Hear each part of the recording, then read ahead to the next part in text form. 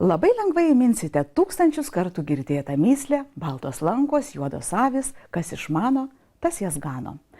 Parodos keliaujančios raidės autoriai siūlo į raidę pažvelgti įdėmiau ir pamatyti, kad raidė raidei nelygų. Esame prie daug ko pripratę.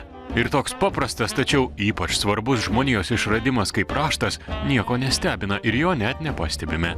Nebent kartais, kai raidės užstoja kelią. Atsargiai raidės. Jūs gal domina raidės? Raidės, jo, raidės. Atsargiai raidės! Raidžių vos nenuvertėt. Gal vieną kokį ir nuvertėt. Vilniaus dailės akademijos parodų salėje Titanikas atidaryta tarptautinė paroda Keliaujančios raidės 2015 ryt vakar. Parodoje pristatomi grafinio dizaino ir rašto meno darbai iš Lietuvos, Lenkijos, Estijos, Suomijos, Prancūzijos, Graikijos, Jungtinių valstijų, Izraelio ir Kinijos.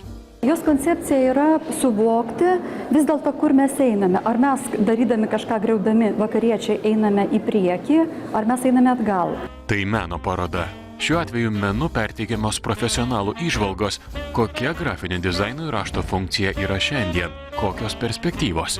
Tai ne raidžių paroda, o meno apie raidžių išvaizdą paroda. Atsiprašau, jums neįdomu, kas čia? Kas čia?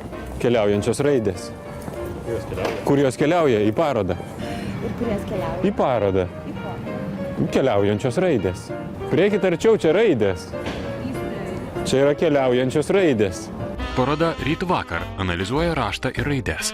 Į raides žvelgiama iš laiko perspektyvos, kiek rašto apipavidalinimas pasikeitė, kaip gali atrodyti rašto dizainas rytoj ir koks jis buvo vakar. Tai yra ryt vakar parodos pusė. Tas ryt vakar tai yra su East ir West koncepcija. Reiškia, tas mūsų nustatyti laiko, erdvės santykį su dabartimi, kuris reiškia iš tikrųjų labai efemeriškas dalykas. Kas yra dabar?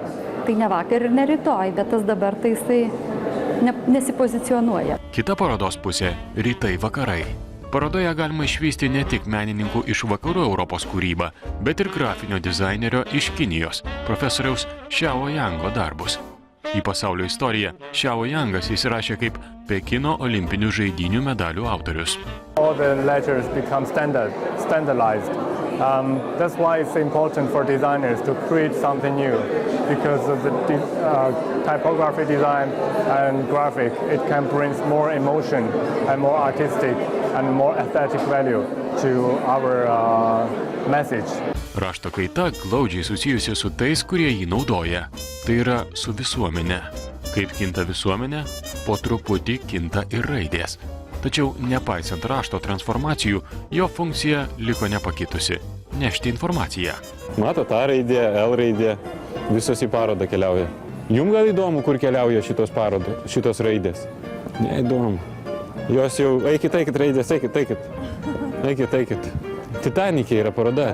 Titanikė ekspozicijų salėje. Jos keliauja.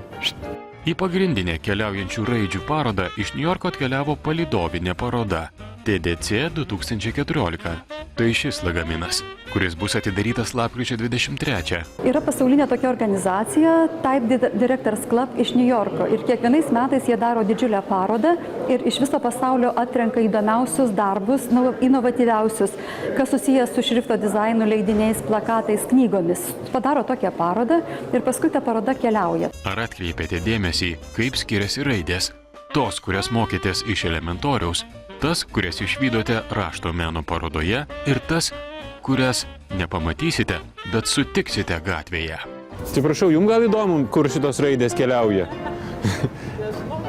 Įdomu? Į parodą jos keliauja. Kodėl jūs juokėtės? Čia raidės. Gražios raidės? Žiūrėkit, labai atsiprašau, jeigu jūs domina raidės, tai ekspozicijos salė Titanikas atidaryta raidžių paroda. Raidėmis užrašytas tekstas perteikia informaciją. Svarbu, kaip tekstas užrašytas. Svarbu, kaip perskaitysite tai, kas užrašyta. Svarbu, ar skaitančiajam raidės patiks ar ne. Suprantate, raidė raidei nelygų. Netikite, apsilankykite grafinio dizaino ir rašto meno parodoje Vilniaus dailės akademijos parodų salėje Titanikas.